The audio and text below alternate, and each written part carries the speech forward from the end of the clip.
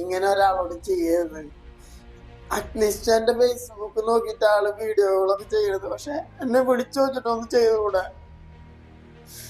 ഞാനിപ്പോ കേരള സമൂഹത്തിന്റെ മുന്നിൽ കള്ളനായില്ലേ, തട്ടിപ്പുകാരനായില്ലേ? ചേട്ടന് എന്ത് നേട്ടമുള്ള ഇതില്? കേരളം നടക്കുമ്പോ ഓരോരുത്തർ ഫോൺ വിളിച്ച് പറയാ പൈസ തട്ടിയില്ല, ആരും തട്ടി, ഏത് അക്കൗണ്ടിലേക്ക് ഞാൻ ഇട്ടേക്കണ്, എനിക്ക് അക്കൗണ്ട് ചെയ്തില്ല. എനിക്ക് ഇങ്ങനെ പൈസ തട്ടിട്ട് എന്തിനാ ഓടിച്ചവനാ? ഞാൻ മരിച്ചു മുമ്പ് എന്തിട്ട് കൊണ്ടുപോവാ?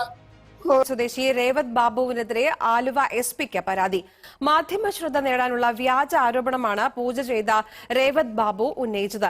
ഈ പ്രസ്താവന മതസ്പർദ്ധയുണ്ടാക്കുന്നതാണ്. ഈ സാഹചര്യത്തിൽ രേവതിനെതിരെ കേസെടുക്കണം എന്ന് പരാതി നൽകിയ അഡ്വക്കേറ്റ് ജിയാസ് ജമാൽ ആവശ്യപ്പെട്ടു. അതേസമയം ആരോപണം പിൻവലിച്ച രേവത് സമൂഹമാധ്യമങ്ങളിലൂടെ മാപ്പും പറഞ്ഞു. 2 ചായ തിരുവനന്തപുരം വരെ എത്തിയ തിരുവനന്തപുരത്ത് നിന്ന് വീണ്ടും പച്ചവെള്ളം കുടിക്കാണ്ട് തന്നെ തൃശ്ശൂർ വരെ എത്തിയ ഓരോ പെട്രോൾ പമ്പിൽ കയറ്റും തണുത്ത വെള്ളം കുടിക്കാൻ എൻ്റെ ബസ് പടക്കിട്ട് ഞാനിവിടം വരെ എത്തിയ.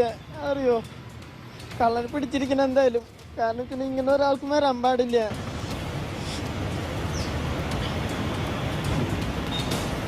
ഓട്ടോറിക്ഷ ഡ്രൈവർ തൃശൂർ വരന്തരപ്പള്ളി സ്വദേശി രേവത് ബാബുവിന്റെ ഈ കണ്ണീരൊപ്പാൻ പോലീസ് ഒപ്പം നിന്നു.